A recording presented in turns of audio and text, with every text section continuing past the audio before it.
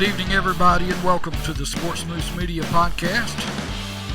Ricky Dean, along with Rick Burkette, who joins me from his location in Mobile, Alabama, as we get set to just share a piece of our lives with you this evening, as we always try to do at least about once a week. We've slowed down just a little bit. That football season's over with, but we're going to pick it back up because we got a lot of stuff that's going on here. We've made it through the holidays, and we've got a lot of stuff happening right here now. Of course, you know, since we last visited, the University of Alabama coach Nick Saban has retired, so the University of Alabama has a new football coach, so that's exciting news. As a matter of fact, we're going to hit on something a little bit later that we just learned tonight that only hit the news about 2 hours ago. That's great news out of Tuscaloosa if you're an Alabama fan.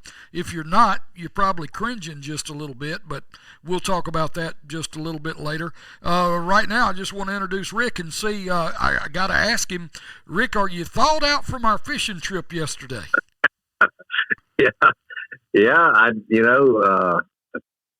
think the fishing, just like our shows and with the football, we've all slowed down with the slowing down of warm weather, cold weather, and but that was a good trip we took yesterday. It just goes to prove you can still catch fish even when it is cold. And we got to stick with our story. People ask us, "Did you catch any fish?" Yes, we caught some. Right, we did catch some. Yeah. It was not really so much some, because some, when you think of some, you think of a larger number, but we caught a sum of fish, which a sum of fish means that if you add one with one, you get two, and two is the sum of 1 plus 1. That's right. So exactly. Therefore, and like you said yesterday, you know, our old high school Algebra 2 teacher, Ms. Margie Long, she'd be proud of us because we're actually doing math on a fishing trip. So so that's good news for us. We made several more geometric jokes yesterday while we were fishing. I'm not sure all of them can be shared, but Yeah, maybe we got a smile out of her in heaven. So, but it was a good time. It was just a little cool, and we did catch some fish. We did. not as many as we're accustomed to. Well, that's true.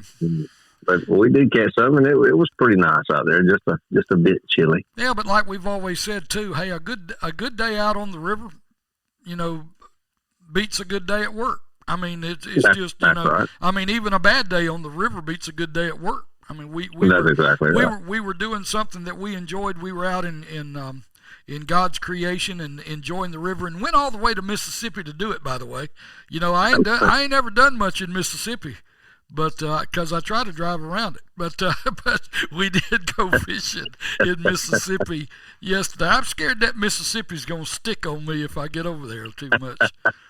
But yeah, it's a great state. It is. I know. I say that in jest. I know you do. And where we were at yesterday, over around the Pascagoula River, over close to Bendale, Mississippi. A lot of history over there, and it's not as big a river system as the Alabama and Tom Bigby river systems, but the fishing's excellent over there, and so. Just thought we'd give it a try yesterday. I didn't have my best day when it comes to preparation for a fishing trip. Yeah. Let me. One reason or the other. Yeah, we need to discuss that just a little bit because you struggled a little bit early yesterday, and the struggle was real, and you had us both struggling. Okay, so let me tell you how this works out. So I show up. See, not only am I at the house now. Rick says, I asked Rick. I said, okay, we're going to go fishing, right? Yeah, we're going fishing. Okay, so what time you want to leave? Because I'm used to leaving early. Usually when we go, we leave early. Yeah. But of course, with the cold weather and everything, we're not wanting to leave too early, and so Rick tells me, well, be at the house around 8, and we'll leave. And so I say, okay, so that means still here in here in the Uri Metroplex, that means I've still got to get up and leave before the sun's actually up. So I get up and pull out of the driveway at about 6:15, and it's still just a little bit dark on the outside. And so I'm driving the hour and a half to get to Mobile, to get to Rick's house. And when I get there, of course, Rick's in a little bit of a tizzy because he can't find the fish finder. And so the fish finder, and he's run down a list of people that he's blamed for us not having the fish finder. So that was problem number one, because one of the people that he blamed was his beautiful wife Janet, which that's another story. She gets hers later on. Okay, she got some get back. But anyway, so we're missing the fish finder. So that's upsetting, and it just kind of snowballed from there. And then, after forget it. We don't need the fish finder. We found enough fish in our lives. We will be our own fish finder. We leave for Mississippi. We get all the way over there and get ready to launch the boat and realize that the rope that attaches to the front of the boat in order to launch it is not on the boat. And it's also not in the boat. And it's not in the vehicle that we drove pulling the boat. So we've got that. We're not in the normal vehicle. Yeah. So we've got that problem too. So now we have no rope.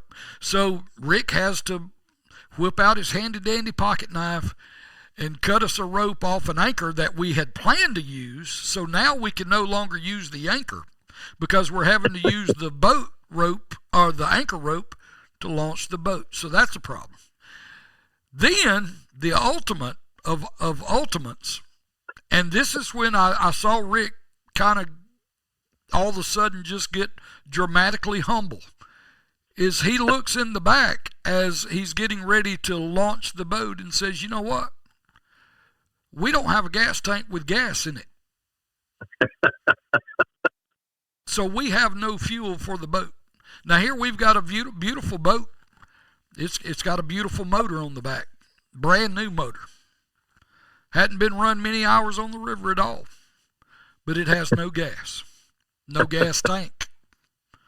So we had a few issues. We did have trolling motor, we had bait, and we had charged batteries. We had plenty of electrical power. We did. Have any, and I thought though, with all that you just said, with the bait and everything else, and then with at least the electric power for the trolling motor to be able to ease up, I thought maybe that we would have caught more fish because obviously we were sneaking up on them.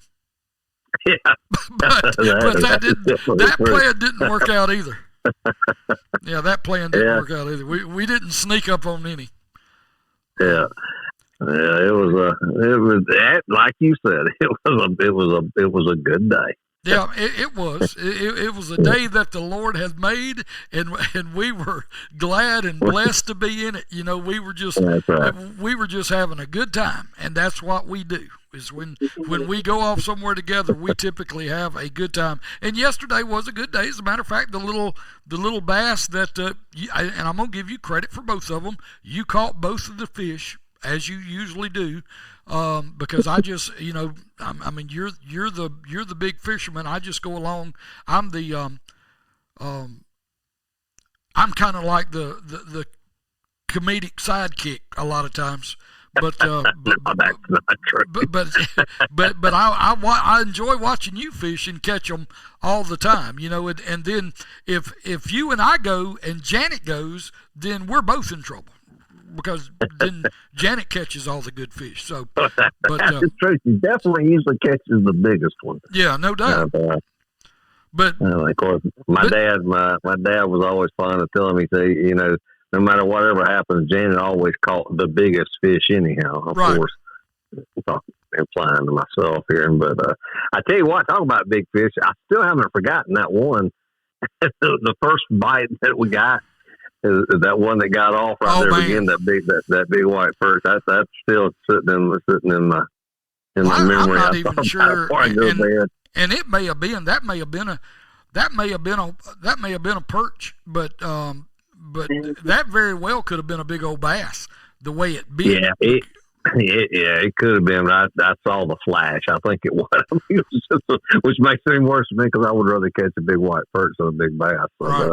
Well, I've caught the big bass in my life, but that was a good one. But we had a good time. It was a pretty nice day. A little overcast, sun peeked out a few times, and it's a beautiful place. Looks very similar to the Oxbow Lakes. I was looking at the picture that we posted, and looks very similar to some of the Oxbow Lakes, the cutoffs and dead runs off the Alabama and Tom Bigby rivers, and it was a nice day. Only no surprise there, but we were the only boat in the lake. Yeah, there was nobody else there. I mean, we didn't even pass another boat. Or another vehicle going down the road. Now we saw hunters. There were hunters, and we heard dog hunters that weren't too far from us because we were on that Mississippi Wildlife Management area right there, and so they were running dogs, but they're nobody, and somebody saw the post on Facebook and was talking about, that I guess they were talking about both of us. I know they were showing, the picture was of me holding the bass up, and they said, well, he must be part Viking. Well, we're both kind of part Viking anyway, and so I mean we were definitely showing our Viking blood yesterday out on the cold, because I mean that you talk about. I'm glad that we left the gas tank because it was cold. Yeah, it was cold enough just with the hair blowing with the trolling motor, but I could imagine if you had cranked that 60 up and we're going down the river full blast. That would have been rough. Yeah, that's true. Maybe the good Lord was, he's looking out for us and we didn't even know it. Takes care of drunks and fools, don't he? Yeah. That reminds me of the story about the old preacher was going down the road one day, and he's riding along, and about that time this guy comes out around him and passes him and gets in front of him, and he's driving real slow, and he's all over the road, and the preacher's sitting there thinking, he goes, man, this fella up here's drunk. He goes, I got to get around him. And about that time, the preacher, he's driving that, big old preacher Cadillac, and he wheels out there and stomps on it and gets out around him, and when he runs off the road a little bit, rolls his car over. The preacher does. And about that time, that old guy gets out, stops, he's going to help with the wreck and everything, and he's tore up from the floor up, and he goes up there and peeps in that preacher's window, and he says, hey, sir, can I help you? And that preacher looks at him and says, no, son, you can't help me. The Lord's riding with me. And that old drunk says, well, you better let him ride with me before you kill him. So anyway, yeah. But yeah, that was I'm glad he was looking out for us. Yeah, he was definitely looking out for us yesterday. And we had enough gas in there to get it back up on the trailer, which was interesting also. Yeah. And for people aren't listening, this boat ramp that we launched at is a WMA boat ramp. I mean, they do a good job, but it's not like a your standard boat ramp. You'd see it like Hubbard's or Boatyard or Cliffs or something like that. It's kind of a rough. You need 4-wheel drive to launch your boat there. In other words, and we did have a little more comedy getting the boat back up on the trailer. Yeah, it was. It was the first time we tried it. It was a bit crooked. It took a couple of tries. Yeah, we had to back it back off and try her again. And just in case anybody is actually listening to this is thinking, the two boys was drinking, but I can say neither one of them has had a drink in years now. No. We quit drinking a long time ago. That's right. Yeah, we were just. We can be that goofy without. I found out a long time ago that I can be stupid without drinking a drop. It just comes natural. But anyway, hey. And we're going to talk more about fishing later because we're actually planning another trip maybe next week. And maybe next week we'll have a better time to talk about because we're planning on going to the Theodore Industrial Canal and trying to catch some some trout and some white trout, speckled trout, and some stuff that may be a little more easy to get onto, and that like the cold weather just a little bit better. Yeah. So that'll be good. We'll talk about that next week. Hey, wanted to throw this out. As a matter of fact, our both of us being from the Atmore area and having ties with Escambia County High School athletics, Coach Vincent Harris has announced that they're having a Escambia County High School Blue Devil football interest meeting. They were planning to have it Wednesday tomorrow, but the weather's supposed to be a little bad tomorrow, so instead of having it tomorrow, they're going to have it on January the 31st, which will be next Wednesday, not this Wednesday, not tomorrow, next Wednesday, January the 31st. It'll be at 3:45 p.m. and it'll be in room 509. And I know I'm just talking to a limited number of people that may be listening around the Atmore area, but Escambia County High School, they're trying to build that football program, and they've come a long way from where they were. But they're actually having an interest meeting to kind of get kids that are not yet signed up to play. They want to generate some interest. This is kind of, talking about college football and stuff and what's going on in college football right now. This is the Escambia County High School Blue Devils. They're basically recruiting players right now. That's what they're doing. This is the way you recruit it at your own school around the high school, is these coaches have to get out and hit the halls, because how many times have you seen, Rick, that you go to a high school football game or something and you watch, and maybe the team on the field's got some, they got good athletes and a big lineman and stuff like that. But then you look in the stands and you got kids that go to the school that look like great athletes and look like they would make great linemen or great linebackers or whatever, and they're sitting up in the stands. And the whole goal of this thing is to get them out of the stands and get them on the field, man. We want to talk about you on the radio and watch you play the game, watch you play football. That's right, because a lot of times you don't have you got to remember you're dealing with sometimes 14, 15, 16-year-old kids and younger, and the truth of the matter is, a lot of times you don't know what's going on in their heads. They may not know that how much they can contribute in a team sport like football, or how good an athlete they may actually be. And I've known from my my coaching experience. Quite a few like that. They didn't really know how good they were until they got out there and were able to display it. You got to try. But that's right, and really, especially with football, it's more about for most of them. Now you got your great athletes and stuff, but a lot of them don't realize that football is one of those sports. Not just football, but any of the the prep sports and stuff. It's more about your effort and how hard you're willing to work and setting goals and accomplishing something.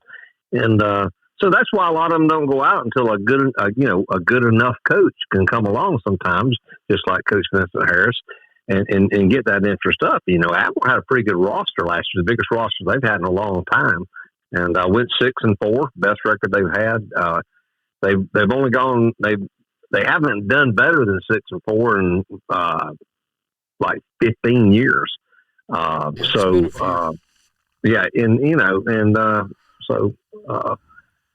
just need everybody to come out and be the change. Don't wait for somebody else to change Escambia County High School. Get out there and do it yourself. That's right. And hopefully they will. And we'll do our part, try to help them out. Try to help them out, just promoting them and everything, because we're still old Blue Devils at heart, no doubt. We'll always bleed blue and white. And let me clear something up real quick before we move on, because I said room 509 because that's what I looked down. Well, it wasn't called room 509 back when we were in school. It's the weight room is basically what it is. It's got a number, but it's out there. It's the big field house weight room anyway. That's where it's at. And so and it's the new one. New one. Yeah. Yeah, they got a Cadillac over there now. That they've got new upgrading the facilities, and that's so good to see, man. That the money's being spent on these these high school sports, because it's trickle down. Because even though it's a weight room and it's a football dressing room combined, that weight room facility is there for girls softball, girls basketball, volleyball team. They all utilize this weight room facility. It's not just for the football players. So you got to keep in mind with that. But this is a football meeting, and it is going on next Wednesday, the 31st, at 3:45. And according to what I'm reading here, any current 8th grader, because that means they'll be in the 9th grade next year. So if you're in the 8th grade or above, except for you seniors, unless you're in danger. Well, yeah. If you were in danger like I was, maybe repeating your senior year, then you might could hang around. But mainly it's 8th through the 11th grade. That's what I'm trying to say. But anyway, yeah, I was having a little issue with college prep English, but Ms. Renee Wilkins got me through that. So and got me able to graduate with my class. So. But anyway, that's going on next Wednesday. Something else that I'm doing right now, I'm involved in, and of course, we've been holding meetings. And let me encourage people that we're talking about high school sports in the state of Alabama. Let me tell you, there is a shortage of high school officials in every sport. Every sport, there is a shortage of officials. If you want to make some extra money, and if you're willing to work and get involved, and you love a sport, whether it be basketball or whether it be volleyball, or whether Alabama even has, and we've got it in our area, even wrestling now, baseball, softball. I'm a softball official now. Used to do baseball. I've done baseball for years and years, but right now at the high school level, I'm just doing softball, and the reason being is because as I've gotten older, I can't stay on the field quite as long as I used to. So I kind of have scaled my, and the softball's a little bit easier on my body, being the shorter bases. But if you're a baseball guy or a basketball guy or wrestling or volleyball, and you want to get out and get involved in local high school sports, then find somebody. Hit me up, for that matter. Find me and say, hey, look, tell me how to become an official in the Alabama High School Athletic Association, and I can help you, and am willing to help you. I mean, if you want to be an official in the state of Alabama and make some sideline money, and it can be some, it can be some legit money. You can make some money, and you don't mind. You got to have a little bit of a thick skin. You really do, but it's not as bad as everybody thinks it is. I've heard some over the years that I've done baseball for so long. I've heard some really incredible stuff yelled at me that some of the best stuff that I've ever heard. Let's see, I've been yelled at through the fence. You're not the worst I've ever seen. You're just the worst I've seen today. That kind of thing is just cool as all get out. And then I did hear from behind me one time when I was calling a game behind the plate. They said obviously they didn't make that rule book in Braille. And I thought that was pretty good. And I've heard a time or two to give that C&I dog a biscuit.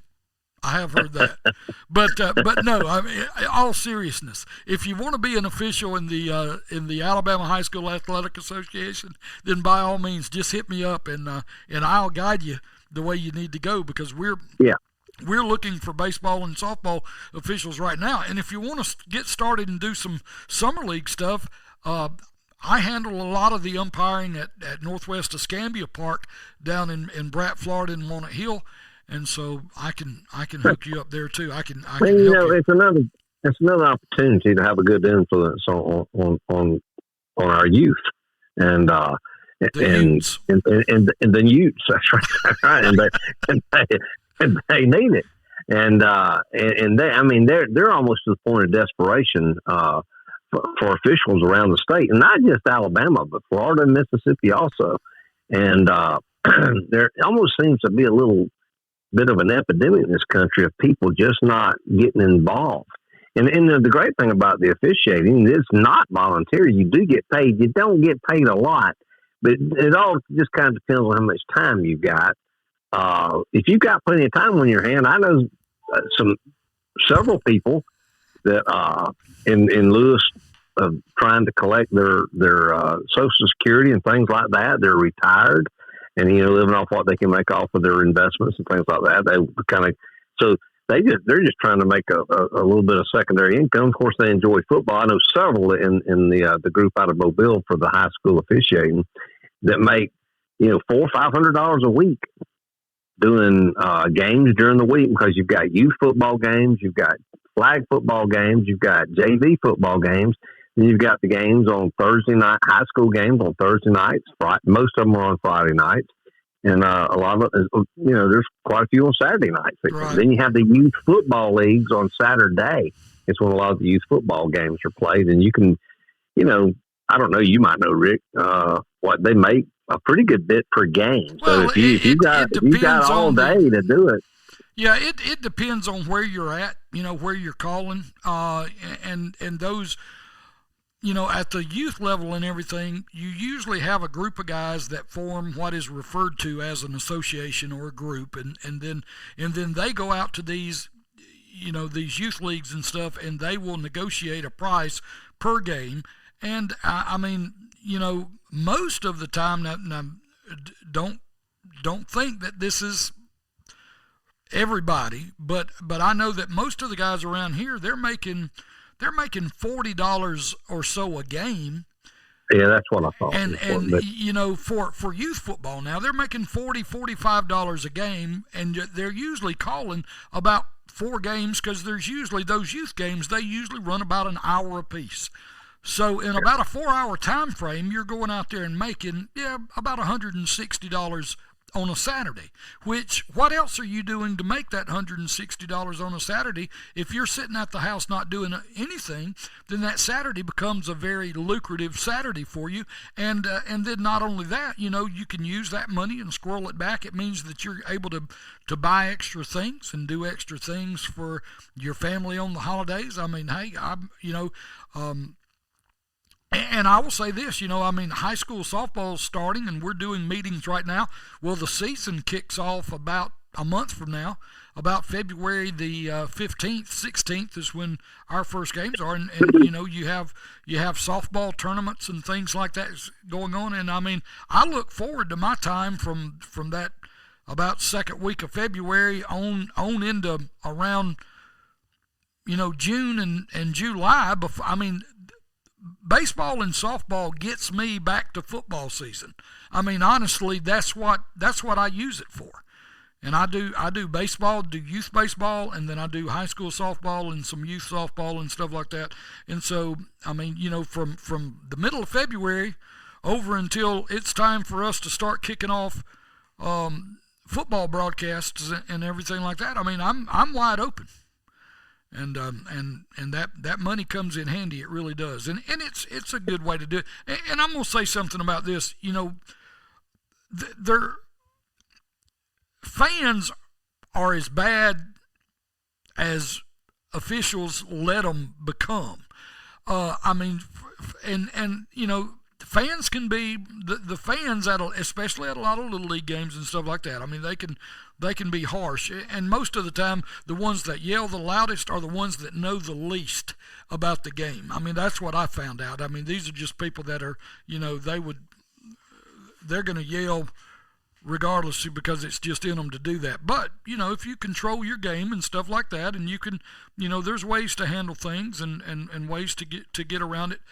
I still do it because I enjoy it. I do it for the kids. I enjoy it. It's not as much for the money. I just enjoy the game. I enjoy being a part of the game, and I can't play anymore. So, and I've done my share of coaching. So now, the coaching just didn't pay, but I do repay myself now with a little bit of money, getting able to go out and umpire. So if you want to be an official in some way, form, or fashion, just let us know. Yeah, we'll hook you up. It doesn't matter where you're at. Just let us know. I can direct you in the way to go, and it doesn't matter what state or whatever. I can walk you through the steps of how to get involved, and and get that done. But anyway, all right, so we've talked about that. We've talked about Escambia County High School. We've talked about our fishing trip that wasn't a catching trip. It was just a fishing trip. Good news out of the state of Alabama, out of Tuscaloosa, Rick. We talked about that. We haven't been on the air with a podcast since Coach Nick Saban retired about 2 weeks ago. As a matter of fact, it'll be 2 weeks tomorrow. I think because it was on a Wednesday that he announced his retirement. And there's kind of been an ebb and flow. There's been a panic among the Alabama nation, which we attribute ourselves to being a part of because we're both Alabama Crimson Tide fans. I am in great relief after 2 weeks.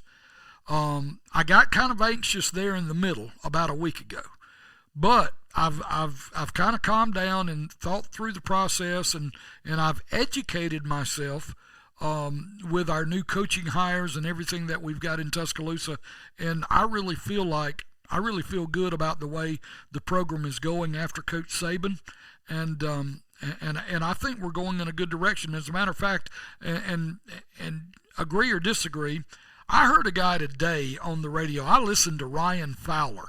If you want to download an app, if you're an Alabama fan and want to download an app to put on your phone that is just incredible, there is an app for a radio station in Tuscaloosa called Tide 100.9, and there's a guy on the air there in the afternoons from 2 until 6. His name is Ryan Fowler, and he has been following Alabama football for years and years, and the Tide 100.9 is the Crimson Tide radio station in the city of Tuscaloosa. And so you can download this app and you can listen to Ryan, and I've called into Ryan's show a couple of times and talked to him on the air, and just putting my 2 cents in on things that they talked about, and I've done it since Coach Saban left. And he had a guy on today, and I can't remember the guy's name. Next week I will share who this guy is, because what this guy does is he is a professional. You've got these outfits that they do recruiting, like 24/7 and Rivals and all this. They look at these recruits and they tell you how good the recruits are. Well, this guy's got his own deal, and he doesn't look at recruits. He looks at coaches. And in every area, with the exception of head coach, and said that only time will tell there, of course, because Coach Caleb DeBoer does just not have the time in as a head coach that Coach Nick Saban has at this juncture that he has retired. Said that in every other area on the Alabama coaching staff, that the coaching hires that have been made in the 2 weeks since Coach Saban left have just about all been improvements in our coaching staff. And at first, when I first heard this guy, because I heard this guy a week ago, and then they had him back today, and I listened to him again today and what he had to say, and he makes more sense than I ever could, because he really knows his stuff, and he follows these college coaches. And he says that overall, because on a college coaching staff, you've got basically 5 defensive coaches, 5 offensive coaches, and then you usually got like a special teams coach. So you've got 11 coaches mixed in there, or you may have the head coach and you may have 5 and 5, and then one of your defensive coaches may act as the special teams coordinator. That's the only thing that Alabama has not hired right now or named as a special teams coach. But he said with the 10 coaches that Alabama has right now on board with Coach Caleb DeBoer in Tuscaloosa, that they are the number 1 ranked college football coaching staff in the nation, and the team that is right behind them is the Georgia Bulldogs.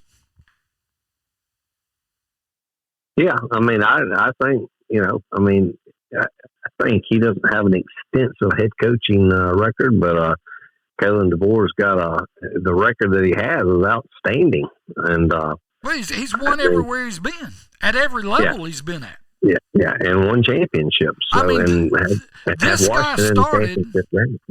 Yeah, this guy started in NAIA football, where they were on their way to NAIA national championship games and would stop the stinking bus and serve the kids on the team sandwiches on the side of the road because they didn't have a budget. But he won at that level and won championships. And then he stepped up to like Division II football from there, and he won national championships there. And he was only at Washington for 2 years, and he left Washington to come to Alabama, and in the 2 years he was at Washington, he took a team with subpar talent when you compare them to what Alabama or another SEC school would have.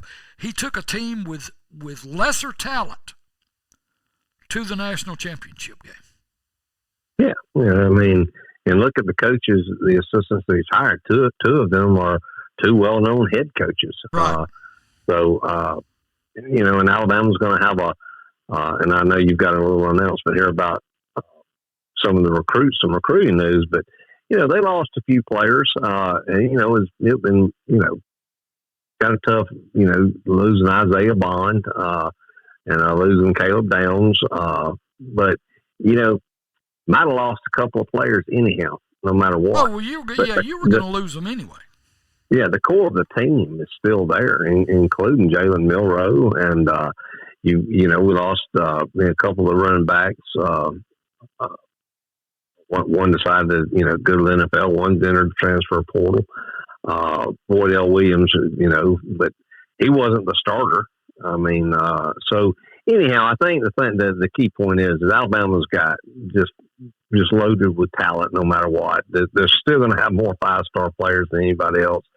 And of course, I know you've got some news about another particular 5-star that could be making a decision here pretty soon. Well, and yeah, I'll go ahead and just let that cat out of the bag because I know we need to wrap this thing up because we're working on 40 minutes or so here on this thing, and we don't want to bore people to death. But yes, Ryan Williams, the kid that we went and got to see play a couple of times when we followed Saraland at the end of the year. Once W.S. Neal football was over with, we didn't have playoff games to do on the radio anymore. We went and followed Saraland, the University of Saraland, as they like to refer to themselves, and we referred to them that way too because, I mean, it's incredible to go watch football over there. If you've never been, make a point to go.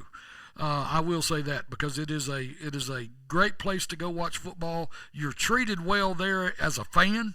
I mean, we made friends in the 2 weeks we were there, just watching football there. Didn't know anybody. Nobody knew us from Adam's House Cat, but we got up there and just started jee-hawing with the crew around us and made some great friends.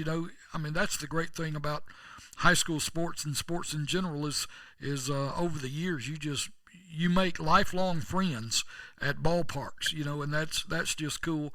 But anyway, getting to the announcement that was made, there's Alabama's been very high on this reclassified wide receiver from Saraland named Ryan Williams. Ryan Williams is an incredible player. The guy can outrun the wind. He can fly. And he's a good receiver, got great hands. He's a stud. A matter of fact, he reclassified and is going to come out a year early so that he can go ahead and sign and be up there early to participate on the field for whoever he signs with this fall. So he will be instead of being a 2025 commit, he's now a 2024 commit.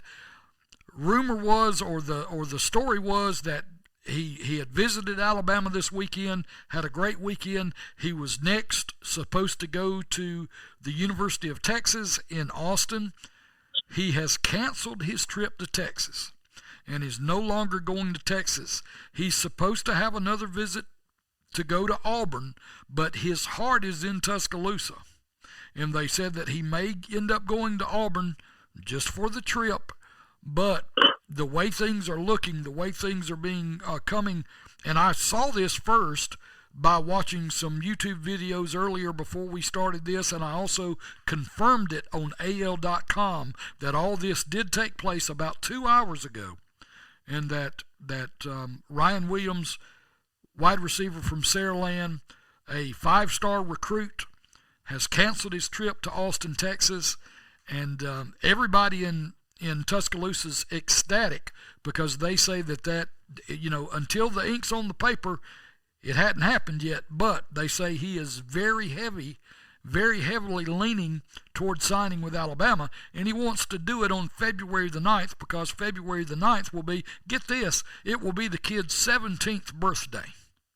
He's only 16. Yeah. And like you said, we've seen him play, and I mean it's not hype. Just like with Cam Coleman, the good player from Phoenix City that's going to Auburn, he's that level. I mean, he's really good. And and then his buddy McKibway, who played for Clay Chalkful, they're really good friends, and he said all along is, look, just take my word for it. I know he doesn't speak for Ryan Williams, but he said he's coming to Bama with me. so we hope he does. We hope he does for sure.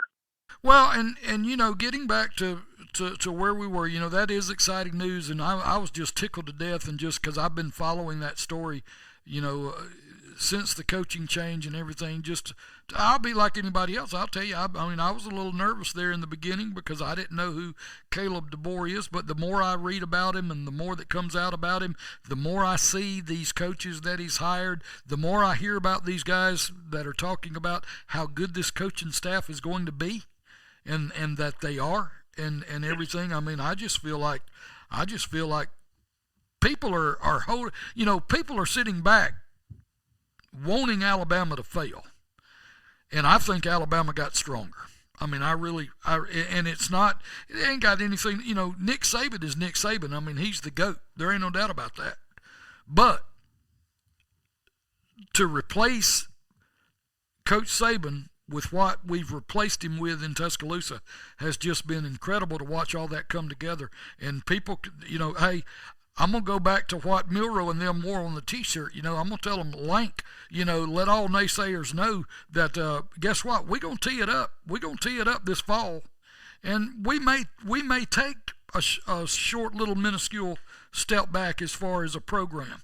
But I really feel like Alabama's going to make that 12-team playoff. And I tell you one thing, if you put them in a 12-team playoff, because this guy, Coach DeBoer, with lesser talent, and a team that was actually on paper better than him on paper in Oregon, this very season previous, he beat Oregon twice. Yeah. The man can coach. That's right. I mean, and that Oregon team, they were sort of, at least out west, kind of everybody, especially we'll just say media darling, and had a. And I like Bo Nix. Had a good, Bo Nix, the quarterback, as one of the people was invited to New York for the Heisman ceremony, and he's a stud. I mean, but they could not beat Washington. They got 2 chances at it and couldn't beat them either time. And neither could Texas, the team that beat Alabama. That's right. They also beat Texas. So, I think Alabama. I think Alabama will be in the 12-team playoff next year, and we'll just have to wait and see. If there is a drop off, may not be any. There might be. I mean, as our cousins in Israel say, we will live and see. Well, and I know it's way too early to say because this is exactly the way it was put, but the way too early top 25 for next year under the current situation with the kids that Alabama's got coming back, and the recruits and the coaching staff that they have in place right now in the way too early top 25, Alabama comes in ranked number 4. Yeah. I think that's a good ranking myself. That's pretty good.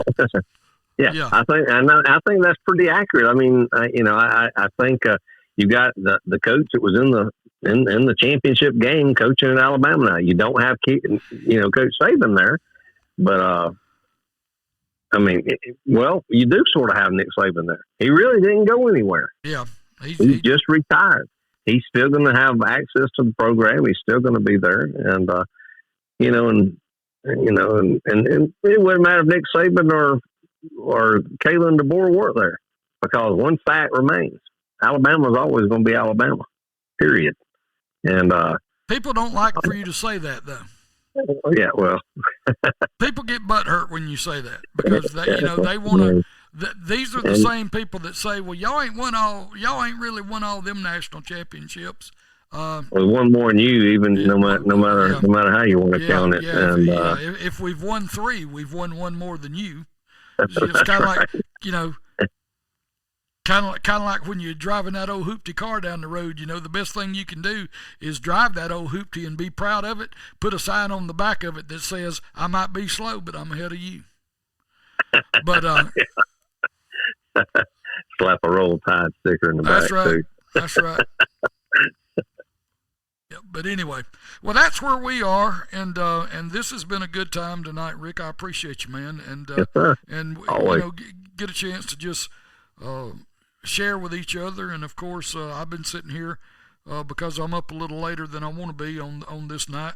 It's right at 10 o'clock here Central Time, and we're fixing to get this thing and sling it all the way across the world on the as they say, on the World Wide Web. We're gonna put it out there wherever you can pick up a podcast and see how many likes and everything we get on it. I will say this as we close. If you find the podcast, like it, share it with your friends, and help us grow it. We're just trying to grow this thing, and we're just having fun together. That's all we are, just a couple old boys that like to sit around, and we like to talk about hunting and fishing and football and other things, and just make it light, keep it light, and we're just going through life, enjoying what God has given us, and we're appreciative of it, and we thank Him for it and give Him all the praise and glory.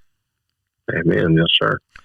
Well, with that being said, sir, you and your bride have a good night, and we'll talk to you between now and then, but we'll do this again next week. How about that? That sounds good, Ricky. All right, good to hear from you. You too, brother.